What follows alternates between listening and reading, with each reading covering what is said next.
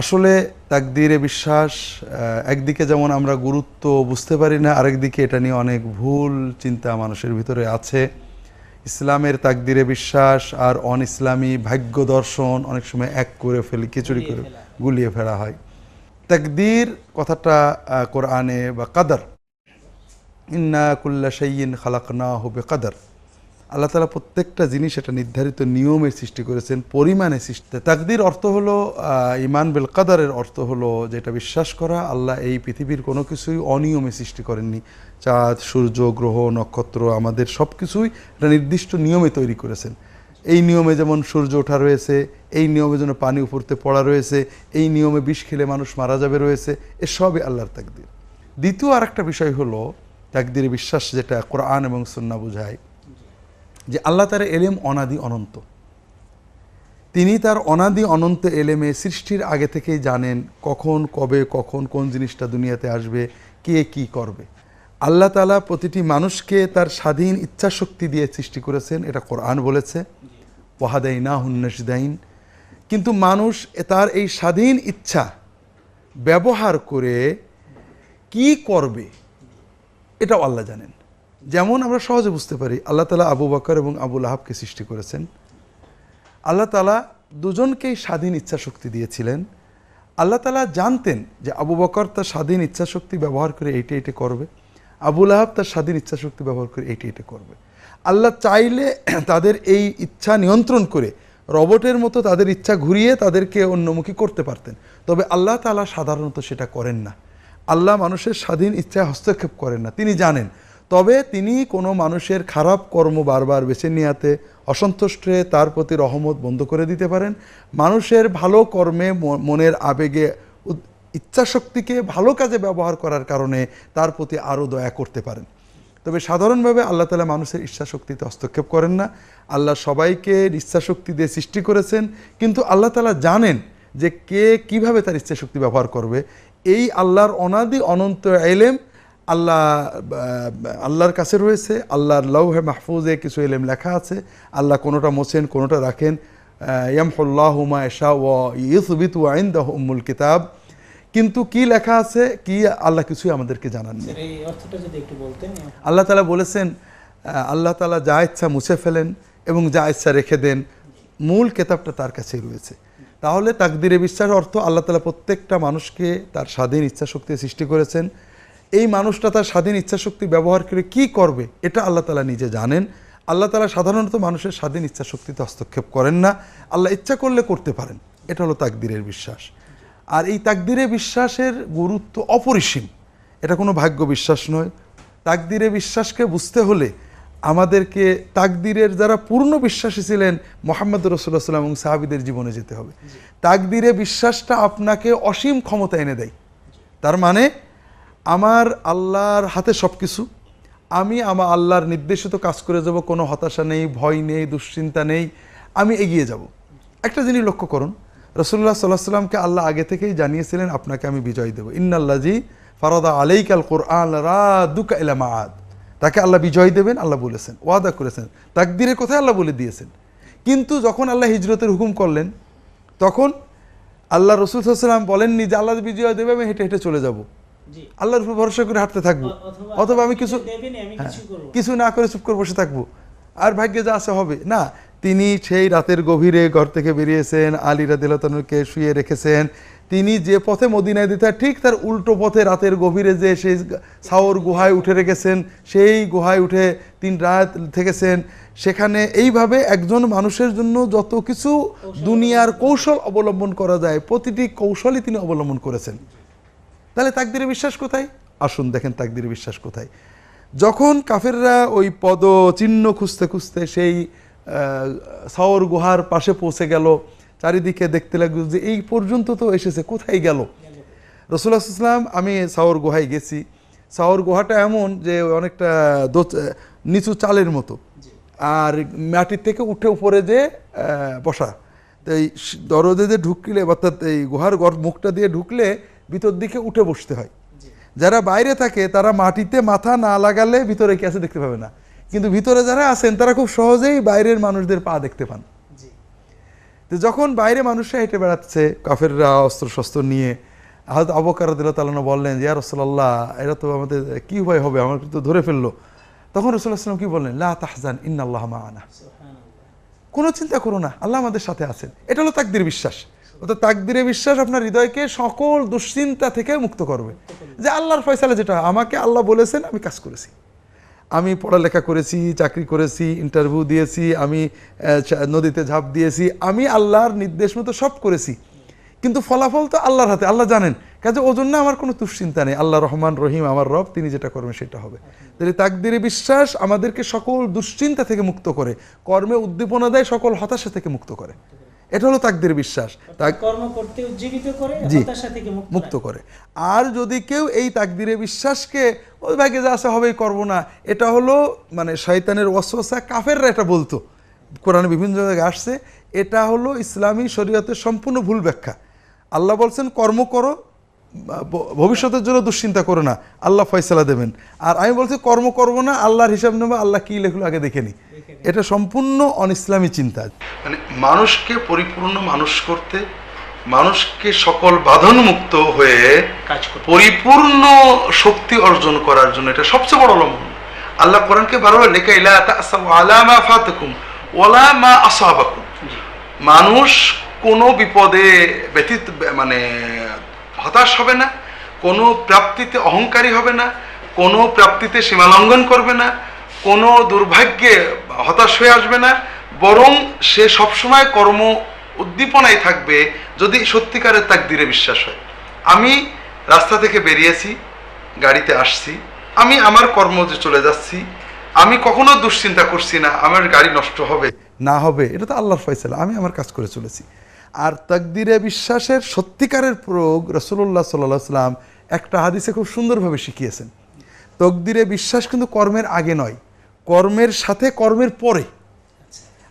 তো আল্লাহর নির্দেশ কর্মকে এগিয়ে নেবে, কর্মের সাথে সাথে অহংকার এবং দুশ্চিন্তা মুক্ত করবে তাকদীরে বিশ্বাস, কর্মের পরে হতাশা থেকে আমাদেরকে রক্ষা করবে তাকদীর বিশ্বাস।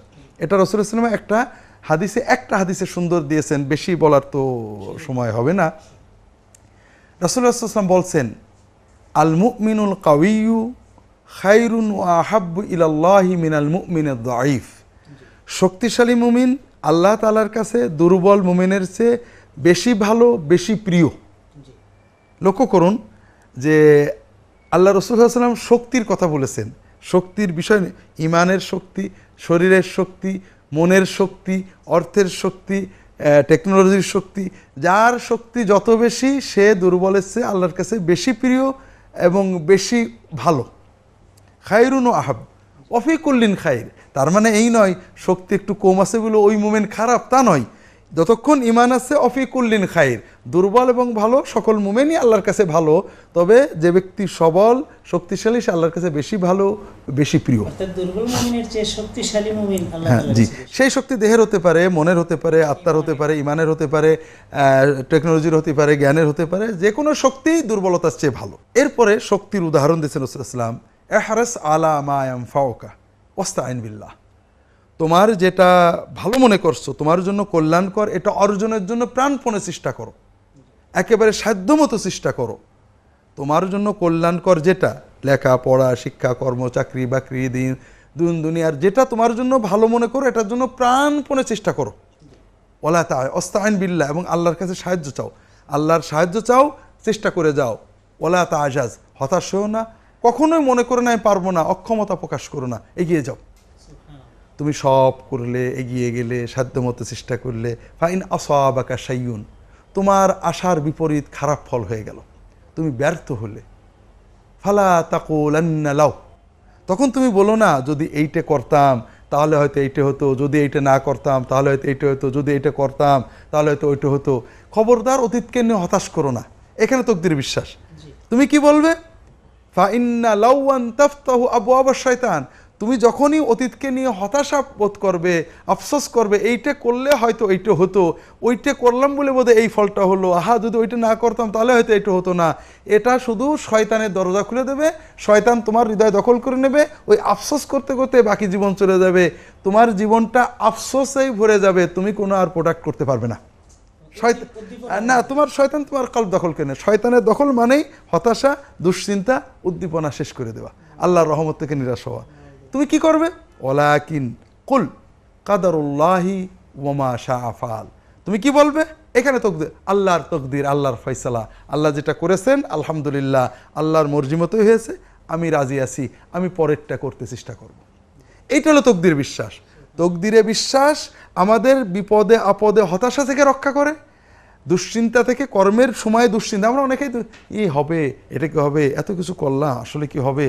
লক্ষ্য করবেন আমাদের জীবনের অধিকাংশ দুশ্চিন্তা এবং হতাশা অনাগত ভবিষ্যৎ নিয়ে, যে আমি জানি না। হ্যাঁ, এটা আসলে কি হবে, এত কষ্ট করলাম, চাকরিটা হবে, এই বিয়ে করলাম, কি হবে, এইটা হবে কি না। আর তকদিরে বিশ্বাস এই হতাশা সম্পূর্ণ মুছে দেয়। তকদিরের বিশ্বাস যত গভীর হবে, হতাশা হৃদয়ে আসবেই না। আমরা এটা একার বাস্তব জানি যে তকদিরের বিশ্বাস, আল্লাহর উপরে আস্থা, আল্লাহ আমাকে দেখছেন, আল্লাহর ফয়সালা যা হয় হবে, আপনার আর কিছুই দুশ্চিন্তা থাকবে না। আপনি গর্তে পড়ে গেলেও আপনার মনের ভিতরে যেটা হবে যে না, আল্লাহ তাআলা আমার জন্য এটা ফয়সালা করছেন, আলহামদুলিল্লাহ, এর ভিতরে নিশ্চয়ই ভালো আছে, আমি এগোতে থাকি। এটাতে কি মজার, কি আনন্দের, এটা মানে একবার প্র্যাকটিস না করলে বোঝা যাবে না। তকদিরে বিশ্বাস আমাদেরকে জীবনের যত হতাশা, যত দুশ্চিন্তা, এইটা করছি কি হবে। প্রতিটি মানুষ কর্ম করে আর দুশ্চিন্তা করে, ধান বনে দুশ্চিন্তা করে, জাল ফেলে দুশ্চিন্তা করে, ছেলেকে স্কুলে দেয় দুশ্চিন্তা করে, পরীক্ষা দেয় দুশ্চিন্তা করে, শুধু ভবিষ্যৎকে নিয়ে। আর ভবিষ্যৎ কেন্দ্রিক সকল দুশ্চিন্তা আল্লাহ তাআলা আমাদের অন্তর থেকে মুছে দেন এই তকদির বিশ্বাস মাধ্যমে। এবং আপনার এই কথা দ্বারা এটাও প্রমাণিত হলো যে ভবিষ্যৎ কেন্দ্রিক যে দুশ্চিন্তাগুলো আমরা করি, এগুলো আসলেই অনর্থক এবং অবৈধ। এটা তো আমরা জানি না ভবিষ্যতে কি হবে, জানেন আল্লাহ তাআলা। না, এখানে অবৈধতার বিষয়টা হলো অন্যটা। সেটা হলো আল্লাহর রহমত থেকে, যে আল্লাহ আমাকে সে আল্লাহ আগামীকালের ফলটা খারাপ করবে, এই আল্লাহ আমাকে রহমত করবে না, এটা তো নাজায়েজ বিষয়। আমরা বরং আস্থা নেব, অবশ্যই ভালো করবে আল্লাহ, অবশ্যই ভালো করবে, ভালো চান এবং ভালো করবেন। মুমিনের জন্য যেটা ভালো সেটাই করবেন। সেটা হয়তো নগদ ফলাফল একটু 19-20 হতে পারে, কিন্তু ওটা আমার জন্য ভালো আনবে।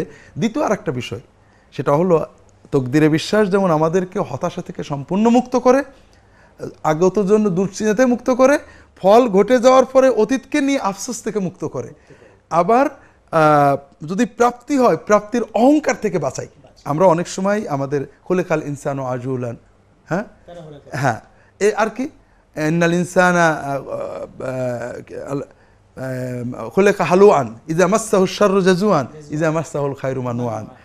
আমরা বিপদে পড়লে হতাশ হয়ে যায়, কি হলো, এটা হলো না, সেটা হলো। আর যদি কিছু পাই অহংকারী হয়ে যায়। এটা আমাদের বাস্তব। কেউ পরীক্ষার আগে কাঁদছে, ভোটের আগে কাঁদছে, মানে দোকান খোলার আগে কাঁদছে, আল্লাহ তুমি না দিলে কিচ্ছু হবে না। যেই ভোটে পাশ করে গেছে, যেই পরীক্ষায় পাশ করে, যেই চাকরি পেয়ে গেছে, আরে আমার যোগ্যতাতেই পাইছি, অহংকারী হয়ে যায়। জি, কিন্তু তকদিরের পরিপূর্ণ বিশ্বাস আমাদেরকে এই অহংকার রূঢ়তা থেকে রক্ষা করে, হৃদয়কে উজ্জীবিত রাখে। আলহামদুলিল্লাহ, আল্লাহ লিখছিলেন বলে পাইছি, আল্লাহ দিয়েছেন বলে পেয়েছি। তো কাজেই মানুষের হৃদয়ের পরিপূর্ণ শান্তি, হতাশা দুশ্চিন্তা থেকে মুক্তি, অতীতকে নিয়ে হতাশা থেকে মুক্তি, ভবিষ্যৎ নিয়ে দুশ্চিন্তা মুক্তি, অহংকার থেকে মুক্তি। লেখা লা তাসাউ আলা মা ফাত ওয়ালা তাফরাহু বিমা আতাকুম। না আমরা অহংকারী হব, না আমরা দুশ্চিন্তা পড়ব। এই স্থিতিশীল হৃদয় অর্জন করতে আমাদেরকে তকদিরে বিশ্বাস সাহায্য করে। রাসূলুল্লাহ সাল্লাল্লাহু আলাইহি ওয়াসাল্লাম জীবনে যদি আমরা আলোচনা করি, ওহদের যুদ্ধে, বদরের যুদ্ধে, হিজরতের সময়ে, সকল কর্মে আমরা এটা বারবার এর নমুনা পাবো। জি জি, আপনি বলছিলেন স্যার যে কিছু সাহাবায়ে কেরামের জীবন থেকে আমরা এর কিছু নমুনা নিতে পারি। জি জি, আমাদের অল্প একটু সামান্য সময় আছে, আমাদের যদি দুই একটি উদাহরণ বলতেন যে সাহাবায়ে কেরাম কিভাবে তাকদীরে বিশ্বাস করে নব উদ্দীপনায় জীবন পরিচালনা করতেন, দুই একটি উদাহরণ দিবেন। রাসূলুল্লাহ সাল্লাল্লাহু আলাইহি ওয়াসাল্লামের জীবনে আমাদের জন্য সর্বোত্তম আদর্শ রয়েছে। রাসূলুল্লাহ সাল্লাল্লাহু আলাইহি ওয়াসাল্লামের জীবন দেখতে পাবো আমরা, জীবনে কখনো তিনি হতাশ হননি, কখনো হতাশ হননি। আসলে হতাশ হব কেন? আমি যদি বুঝি যে আমি আমার আল্লাহর নির্দেশ মতো কাজ করে চলেছি, ফয়সালা তো আল্লাহর হাতে। কাজে হতাশা, তিনি কোনো মানে অত্যাচার, সর্বোচ্চ যেটা করেছেন আল্লাহর কাছে সবর করেছেন, আল্লাহ তুমি যেটা চাও এটাতে আমি রাজি আছি, তবে তুমি যদি আমাকে এইটা দাও তাহলে ভালো হয়। কখনো হতাশ হননি।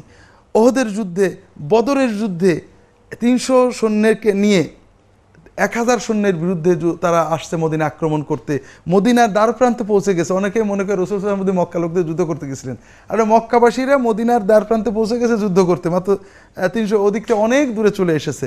তো যাই হোক, তো সেখানে মাত্র 300 জন সাথী নিয়ে যুদ্ধ করবেন, আল্লাহর উপর সম্পূর্ণ ব্যবস্থা গ্রহণ করে এরপরে আল্লাহর কাছে দোয়া করেছেন, আল্লাহ তুমি যেটা ফয়সালা করো।